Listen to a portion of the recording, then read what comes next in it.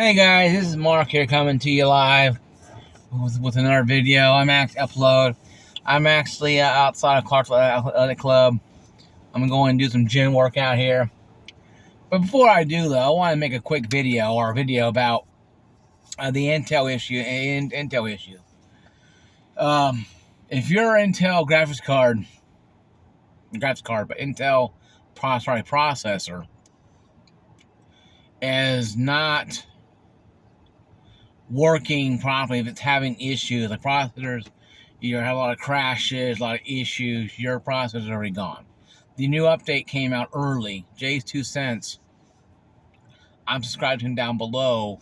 You can go ahead and watch that video if you have an Intel or thought about getting an Intel processor, not GPU, but it's processor.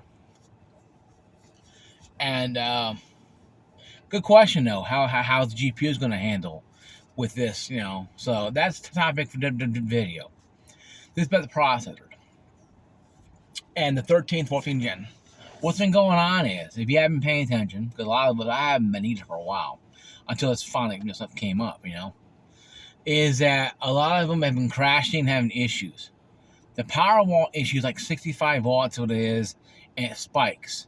And it doesn't spike for multiple workloads. It spikes for single core or dual core workloads. It spikes up the wattage, astronomically, and it causes a lot of problems. It causes it to fry practically. And if you're experiencing the glitches and the issues and the crashes, your CPU is pretty much, rest in peace. It's dead.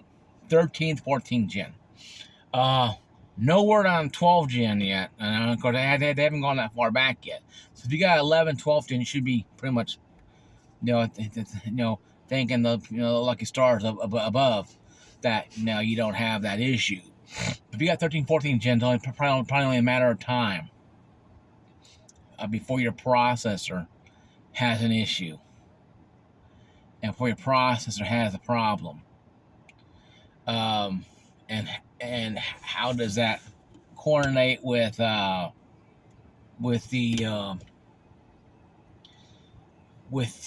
processor issues? It's the thinking. What happened was that Intel released the 13th, 14th gen way too early than they should have, and not really field tested it, stress tested under single and dual core workloads. My perception was that. Now Jay's 2 cents has it differently. He's thinking it could be just the faultiness, chips, whatever. Not all of them are guaranteed to fail, but if you get the update BIOS, I think it's like 183 or 15, 183, 183, what it was.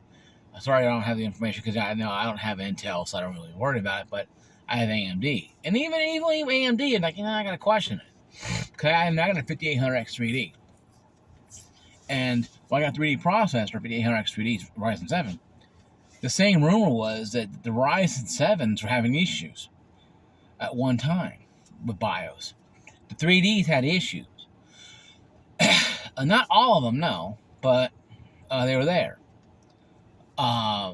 Issues, some 3D cache weren't working. Some of them had issues. The 5800X3D dies were bad. Well, luckily mine have been really good, and yours has been good too. If you have a 5700, 5600X3D or 5800X3D, it's from the same die, just different frequencies. I'm saying this about the AMD stuff because the 3Ds had issues. 7800X3D had issues too as well, with the BIOS not connecting to the 3D cache, not letting the 3D really work. This is a little different than what Intel's literally it's frying processors.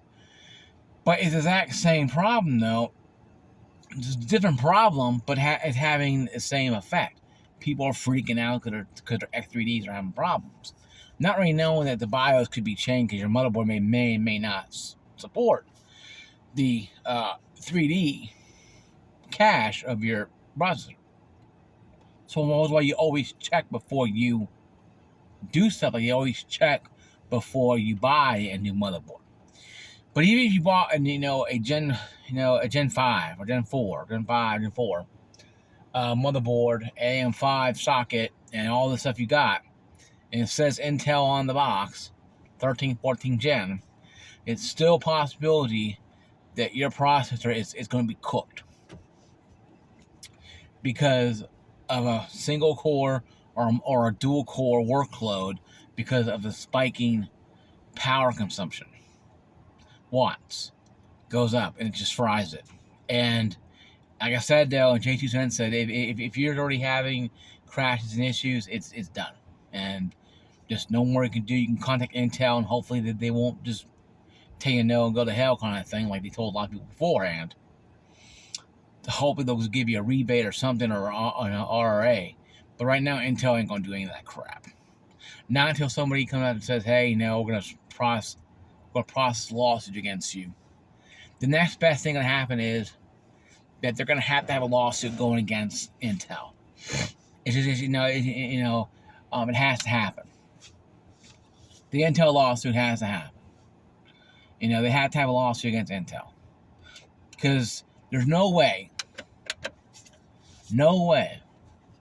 that Intel is going to sit there and just give you free money back. Even though the product's garbage, even though their processors, even their ARC cards are having trouble at one time.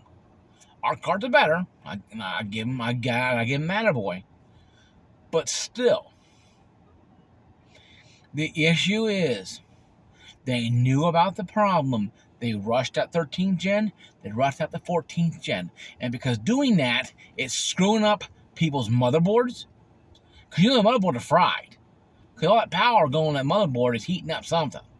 So it's something going somewhere. And the J2 found out, they even Game Nexus found out that dual core and single cores are the ones that causing the problems. Multifaceted, if you do like multifaceted workloads, if you're doing like 3D rendering and 3D processing, your processor is going to work fine because I guess it's probably because it's evening out though. The wattage is not as intense, but if you're playing games like single core games and dual core games and dual core, you're using a lot of wattage. Cyberpunk 2077, Apex Legends, and other games like that are heavy CPU bound, require single dual core processors. That's why a lot of processors are like 5800X, 5600X, 5700X, 13900K, 12900K. These have a lot of multiple cores and threading because of that reason. But gaming only still uses only one core or one cores. They don't use 8 cores or 6 cores. Now, if you can get gaming to use multiple cores instead of one core, it'll probably lower the wattage down a little bit. What I'm looking at and what I'm reading. Now, it doesn't mean that Mark knows what he's talking about. Of course, I don't know what I'm talking about. But I have enough common sense to realize, okay, if it's single core causing problems, is there a way to change it?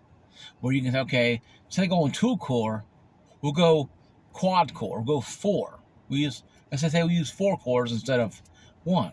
Could that even out the flow of wattage to help lower it down? See, there's things in my head I'm thinking. Now, I didn't mess that, and I didn't mess with that in J2's video. And I probably will eventually. Is it possible to change it where you can change it to, instead of using the single core, you can use multiple cores? So hopefully, for Intel's purposes and Intel's sake, they can spread out the wattage. Because what J2 says is saying it sounds like a wattage issue. Well, the watts are getting too high, and it's causing issues, and it's causing motherboards, and it's causing the processors to practically fry. Not much the motherboards, but the processors. But the motherboards, too, get damaged, too, as well, because they're ones, too, as well, connected to the processor, and they get damaged, too. And also, maybe your RAM gets damaged. Maybe your graphics card gets a little damaged. We all know your motherboard probably gets fried, too, probably well. But when the processor gets fried, there's probably some damage to the motherboard, and probably some damage to the RAM. So one of them, the processor is gone, and the other two could be gone by association because they get damaged. But does that mean that is it a smoking gun? Of course not. You know, there's nothing that ever going to be easy. They well, this is what it is. No, there's nothing, or there's nothing ever that simple. In the world, in the world of PC gaming and PCs and gaming in general, and just technology in general, there's never a smoking gun really. There's a little smoke here and there, but it doesn't mean it's a fire. It just means it's just smoldering, but there's no force fire. So you gotta be careful how you look at things. So I think they should do is Jay's 2 cents, gaming access, Paul's hardware, and a hardware unboxing is take a 14th gen, 13th gen processor, doesn't matter what they are, I don't care what they are, and process them. And use single core, dual core, and quad core. Try to spread out the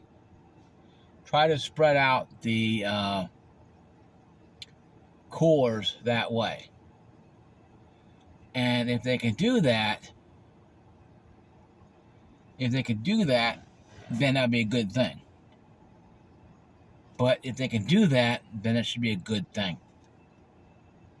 Then they can actually figure out if it is a single core, because they do believe, J2 believes it's probably a single core workload. Gaming is causing the issues because they spread out the gaming to a multi-core, like a quad core type of, you can use multiple cores. Instead of using 2, you use 4. Could that lower down the wattage and help save the processor from frying? But going to BIOS and just changing it, who knows? But yeah, guys, I'll get more research on this when I find out. I watch a lot of J2 Cents. I also watch a lot of stuff, and I go on PC World. I check up on a lot of things before I just make videos. But I'm gonna go do a little research. Probably go to PC World, check out the processor of Reddit, and figure out what I can figure out. Because I'm not an Intel guy, but I do think this is something. Could I toy gun with Intel eventually? But I might stay on AMD for this reason alone, Brown. But yeah, guys, once again, if you have if you have an Intel 12, 14th gen, 13th gen, and has issues, comment down below. Have you talked to Intel? Have they helped you out, or they just giving you the hand or the middle finger? Let me know down below. Share your stories if you had a 13th, 14th gen breakdown on you. You guys, peace out. I'll see you guys later. I'm gonna work out.